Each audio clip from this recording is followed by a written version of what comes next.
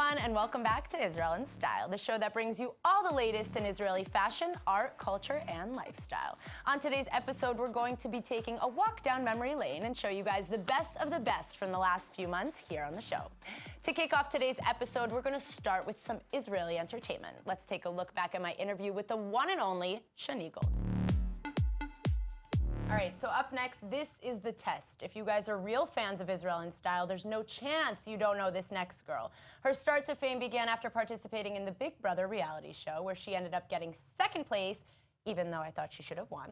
And now she's gone on to bigger and better things. But I won't give it all away. Here with us in the studio is the gorgeous Shinee Goldstein. Hey, what an intro, right? Wow, listen, I was smiling like a little child. Let's go. I think it's the best intro that I've ever got in my life. Yeah, I think I should go with you everywhere I go. So we're going to talk about reality fame and how it really got started. So how do you feel like they portrayed you in the reality show that you participated? You were on Big Brother. I think that if, to be honest, even though there's a huge production behind you, and of course everything is being edited, right, even though to the little smallest details, but I think they can't make something that it's not you. I mean, of course, everything is bigger, stronger. Sometimes I was looking at myself and I was like, this is how I behave, but I knew it's, it's still me. You can't take a person and make it completely something else. If you're a mean person, they're gonna see you're a mean person. If you're a good person and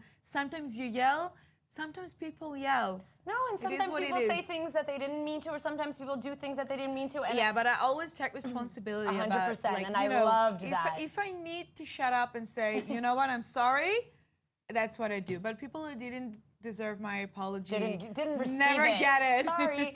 Well, how do you feel like, okay, so from the fame that you did receive after the show, you did get second place. And so nothing we can do. You got second place. Do you feel like the opportunities you received were positive afterwards, or what do you think? I think that it goes both ways, because from one side you're going out and you're one of the most famous people in the country. Yeah. And you don't even get it yet, but you are. I mean, you were sitting in a house for 3 months. But you are. You're like at the size of the biggest stars that Israel has seen in like a past decade. Right. Okay, and you're with them. But again, in order to work in it and develop a career, now you need to prove yourself 100%. Sometimes even more, because they trash talk you. They say, look, you're a reality star. Right. Why do you deserve, and someone that studied theater for 4 or 5 years now deserves less than you? I don't think they deserve less than me. Right. But I think that different opportunities. I think that even without the Big Brother, I could have done it. It just would have taken longer, more. Would have taken and a little bit longer. I'll probably give up like 5 times while trying. So that's just probably what would have ended up. That's us dancing. That is us dancing at one of the events that I did see you at. You were wearing a satin robe, looking a little like... unbelievable. I looked like you, Hefner. Yeah, that's what we said in the interview. I really like this look. So what about like the reality, the reality reputation here in Israel as opposed to the States? Do you feel like people look down at it as much as they do in the States, or do you feel like they're more accepting here of reality stars? No, I think that actually in Israel, you know what's funny? Israeli people has a completely different thing, which is docu reality. Have you heard this before? No, I didn't. It's like something like a mishmash between documentary, which is always hard and like Michael Moore vibe and investigating thing, into reality, which is trash, and they take just random people, random people, and give them something to do, and let's see who will kill someone first.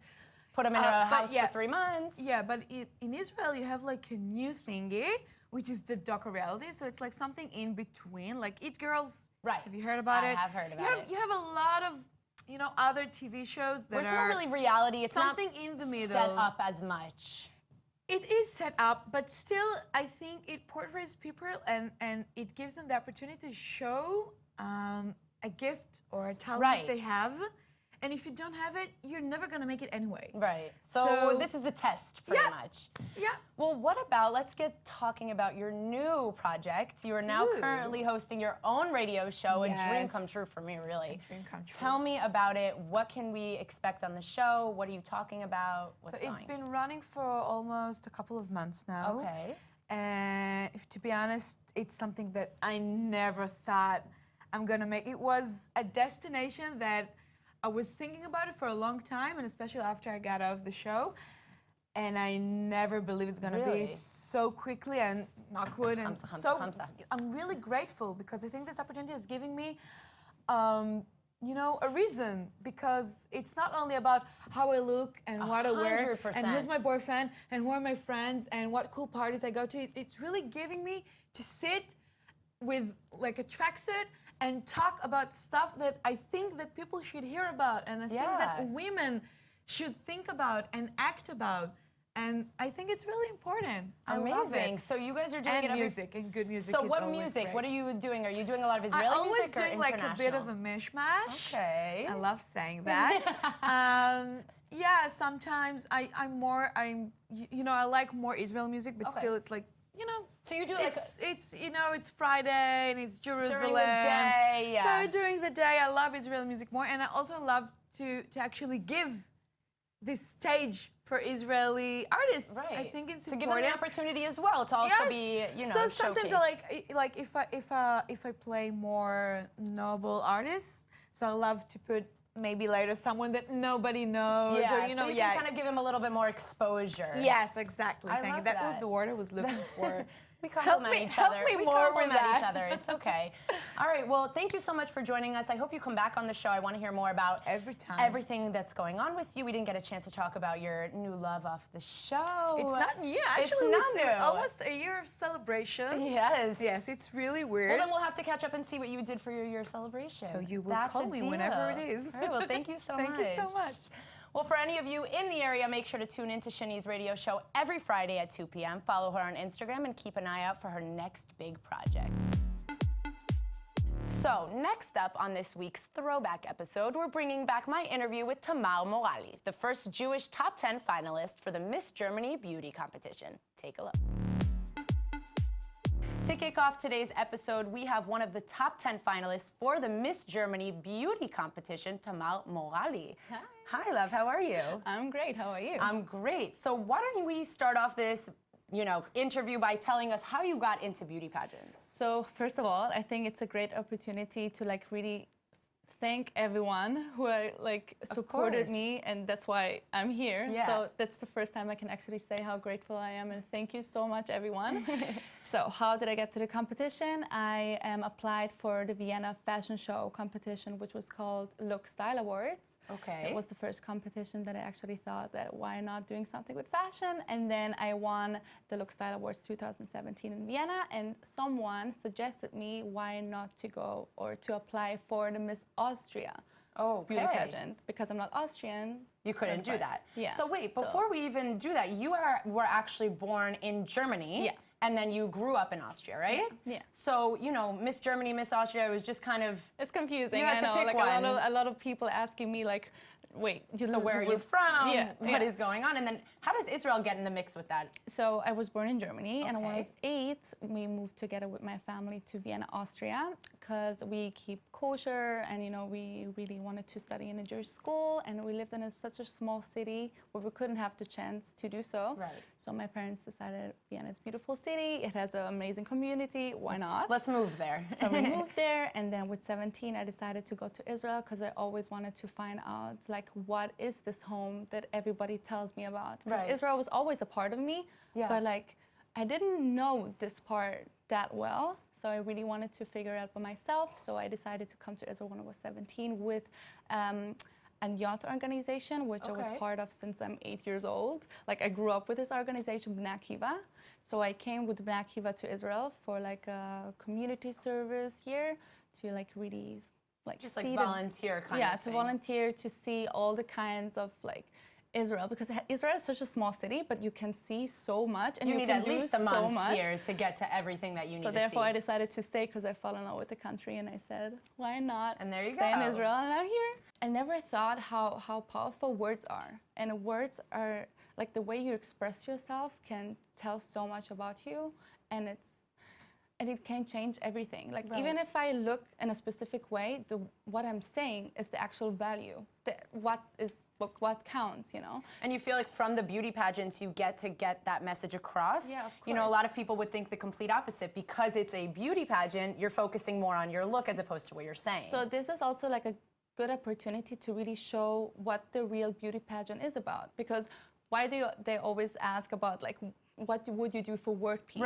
Right? And it's an actual question. Like they really take it serious. It's just a matter of how you answer it, actually. Yeah. Well, it also, I think, has a lot to do with the person themselves. You know, a lot of people go in there, they know they have the looks, they know they have the chance to do it.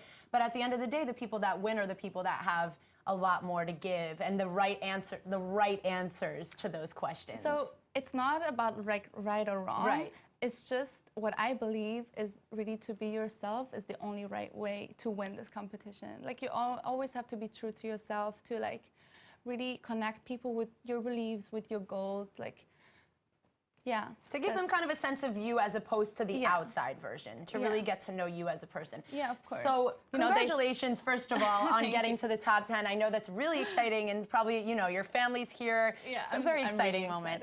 What would it entail if you did win? Which, fingers crossed you do, but what would it entail? Would you have to move back to Germany? What would it be like? So first of all, like I would have to go back to Germany for a year at least. To fulfill other duties. Like we didn't talk about it specifically, you know, like because I like to travel, and I think when you have such a big opportunity to really do something for Germany, I think it's not only with Germany itself. It's with the world. It's with the world. You can really like travel everywhere and like really present Germany in another way. Outlook, you know, because it depends on the person, as we said. Like each year there is a winner, and each winner does it in her way.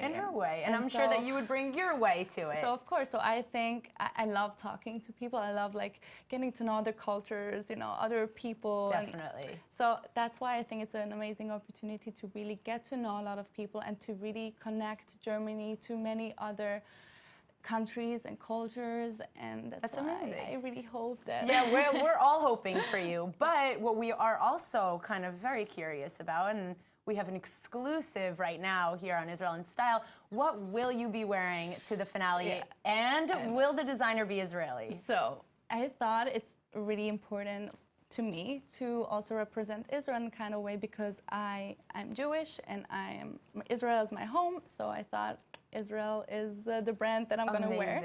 So everybody is keeping asking me which dress, which designer, which this. So it's Riki Dalal. Okay. She is doing bridal dresses. And she wants to go from bridal to also evening dresses. So I will be the first one, let's say, to present her evening dresses, and she will design a special dress for me to wear. Who better? A custom dress for the future Miss Germany, wearing an Israeli designer. Yeah. That's amazing. So they are amazing. Like I also met their family, and they're amazing people. Very personal. So it's not even about like the quality, like about what she's gonna give me, but from the person. You know, you already that fell I can for the really designer. Trust her. That I think that she's not doing it only to like show her side, but also like because she supports what I'm doing. Definitely. So that's also really important. And I think, I did the right choice. Yes, I'm sure you did, and we can't wait to see it. I hope we get an exclusive footage. And thank you so much for joining us. Good luck. I'm sure you'll win. Well, for those of you interested in keeping up with Tamal's journey, make sure to check out her Instagram account and give us some support. Anything we could do to help you win the crown.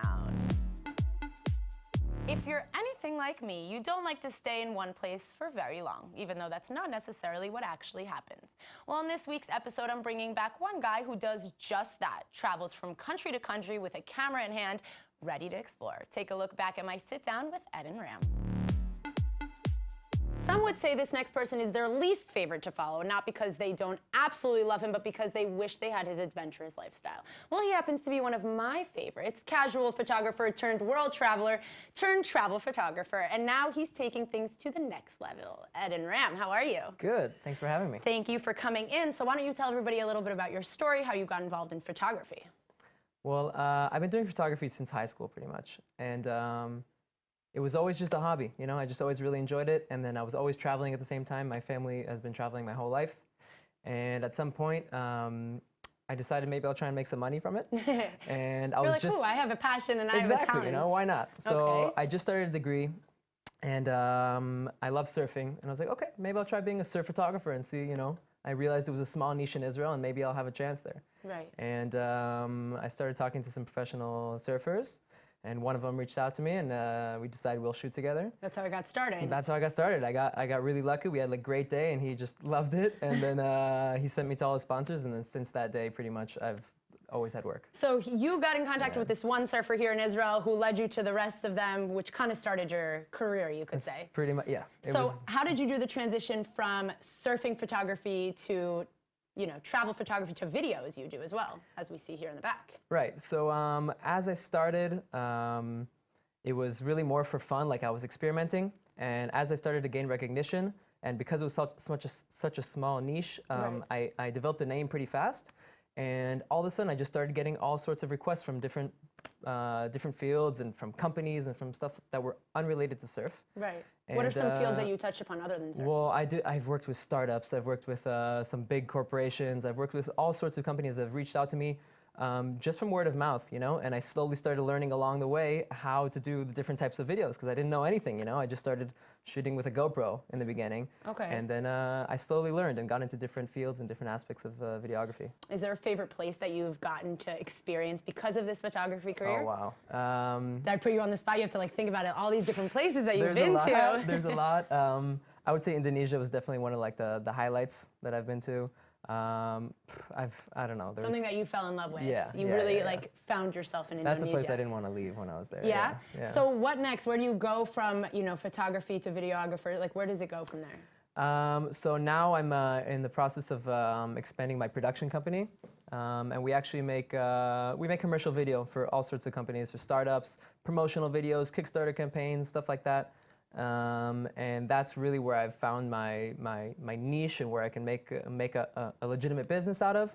And at the same time, I also have my whole adventure travel. So you're not giving that part up? No, I could never give that up. So you're opening the production here, in the production company here in Israel to kind of more promote startups and Kickstarters and things like that? I mean, we work internationally too, and we work with companies all over the world. But in general, it's two different fields. I have the commercial video stuff, and I have my adventure travel stuff, which is I always have on the side, and I always do both of them simultaneously. Together. So where's your next trip? Where can we find you next? Actually, next week I'm going to be in Europe and France, and then I have a few jobs over Europe and Costa Rica. I have Brazil planned. All sorts of things like that. Yeah. Okay, so can you understand why people dislike you on social media? Yes, actually, I feel like I'm doing something bad at some point. Very bad. I get hate mail. Literally, people are like, "I hate you," and I get it every day. I'm not gonna stop following you. I'm unfollowing you now. That's how it is because people want to go and explore and adventure. They're stuck in their office, as you can tell, stuck in the studio while you're talking about your Bali trips. Yeah. Well, good for you. Well, listen, my whole goal in photography, where it started from, is to inspire people to want to go out and do those things, And when you're sitting in an office and you see all these pictures of people doing something, it ignites a little something inside you saying wow, I need to do that, And if I can do my job good enough and convince you to actually go do something, it doesn't have to be something huge. You don't have to fly to the other side of the world. Even if it's just take a weekend trip somewhere. Just go gain experience and adventure. Then I've done my job, And then I feel like I've contributed my little bit of good into the world, Yeah, your slogan, do more. That's do more. What you're doing. That's my slogan. There. Yeah. Have you seen a lot of people get inspired from your work, going and exploring? Absolutely, and that's the only thing that keeps me going because it's a lot of times, obviously I showcase the good aspects of the job, but there's a ton of behind the scenes of sitting and editing in front of a computer, which is exactly the opposite of what I show. But I'm constantly getting feedback of people that have been inspired, that have quit their jobs, and gone to travel the world. Yeah, sometimes it's a little scary. Sometimes they're taking it a little too far. Yeah, a little too far. No, but in most cases, it's amazing to see how much positive feedback I receive, and it's fun. All right. Well, thank you so much, and I can't wait to follow along your next adventure and be jealous. All right. Well, if you didn't fall in love with him already, you will definitely, after checking out his page, go follow along Eden's journey on his Instagram, EdenRam, and make sure to keep up with his upcoming adventures. I know I will. And now to wrap up this week's episode of Israel in Style, we're talking fashion technology. I got the chance to sit down with co-founder Clea Ohana to discuss her styling app, Wishi. Listen up, ladies and gentlemen, because this app can change your endless mornings of not finding an outfit. Trust me. I'm sure everyone has had that morning where you stood in front of your closet for half an hour and couldn't decide what to wear. What matches what jacket goes with these jeans, what shoes? everything. Well, our next interviewee has the solution. Here with us in the studio today is Clea Ohana, one of the 3 founders of Wishi. Hi, how are you? Good, how are you? I'm good. So why don't you tell everybody about this app and website, Wishi? Sure. So basically, Wishi is an online styling app where you get connected with stylists from all around the world. We have the top stylists, and they can style you all online based on what you have in your closet, or they can suggest new items for you to purchase. Right. So how does it work? You guys pick the stylist, you pick the, how does it work? You guys put the clothes on the app? So right now, the stylists basically are applying to become stylists, Okay. As they are already stylists offline. Right. But now they want to make extra revenue online. So they basically apply, we review them, we review their portfolio, their Instagram, their website. And Make sure they got some style, you know, gotta get it going on. It can't just be stump. Exactly. Okay. So we make sure that they're like, you know, within our like standards. Right. And we have all different types of styles, different types of clients. And once they are approved by our team, then they get online. We help them onboard, and then teach them how to style online, basically. Okay. So the stylists have their own app, and then the customers have theirs. How does it work? So that was the stylist part. Now, as a client, Right. If you don't know what to wear, or you've never actually accessed a stylist because it was either too expensive or you didn't know of What any a stylist is, a lot of Exactly. people are just kind of like, I'm pretty sure I can put all this together myself. And you're Right. like, I don't think so. And sometimes you don't know how to put something together. Exactly. Or for like a special event, you would want, a more professional eye. Right, right. So if you're going to a wedding or a job interview or any sort of special event that you want to make sure a stylist is like validating you. You need some advice, some like a final approval on this outfit. Exactly. It's Okay. like, check, you look good, Yeah. go for it. So then you can access a stylist on Wishi. It's pretty affordable, and you go through different stylists. And based on your profile, so once you sign up, you answer all of these questions. Okay. And based on all of your preferences, we match you with a relevant stylist. Kind Now, of if like Tinder, but with stylists. Exactly. That's and awesome. we even call it a stylist match. Ooh, that's Yeah. awesome. So I come in, let's say as a user, let's dumb it down. I come in as a user and I'm looking at this app. How do you know do I put up pictures of the outfits that I'm looking to put together? So you select from inspiration pictures that we okay. show you to define your style, so we understand what type of style you like, what type of budget you're in, because you can be from like 50 to 200 to like, more Thousands, expensive. yeah. So it really depends on you, and that's why it's so personalized. That's awesome. And that's why we really took the like offline experience, but put it online, and so it's as personalized as it gets. So it's Okay. based on all of your preferences. That's really great. And then we match it with a stylist, or you can go and pick a stylist that inspires you. Can guys come on here and get styled as well? You have guys, girls, any type of gender. Any type of gender. Anybody that can come around and has a cool closet and wants to figure it out can come. Yeah, exactly. Or doesn't have time or doesn't know what to pack. So Right. they can just Packing, that's a really good idea. I need help with that. We get a lot of clients that need help for like if they're going on holiday. Yeah, if, they're going on vacation and I need to like figure out what I have to bring to this vacation. Exactly. Or they have a limited amount of clothes they can bring and they need a lot of different combinations. That's great. There's so Yeah. many things that as a normal person when you're standing in front of your closet, you don't know what goes with what or what you need or Exactly. it's You don't know how to like stick to a few 100%. color combinations or a few, essential pieces. Yeah, color blocks and stuff like that. That's out the window for a lot of people. They don't know what matches and what goes. All right, so pretty much everybody who is looking to get styled and needs some help with their closet should definitely check out Wishi. Exactly. All right, so for anyone in dire need for a stylist and simply don't know where to go, now Wishi is here for you. Make sure to check them out. All right, guys, that's all for today's throwback episode of Israel in Style. If you missed any of these episodes and want to catch up, go check us out on iltv.tv/Israel in Style and keep up. Thanks for watching and see you next week.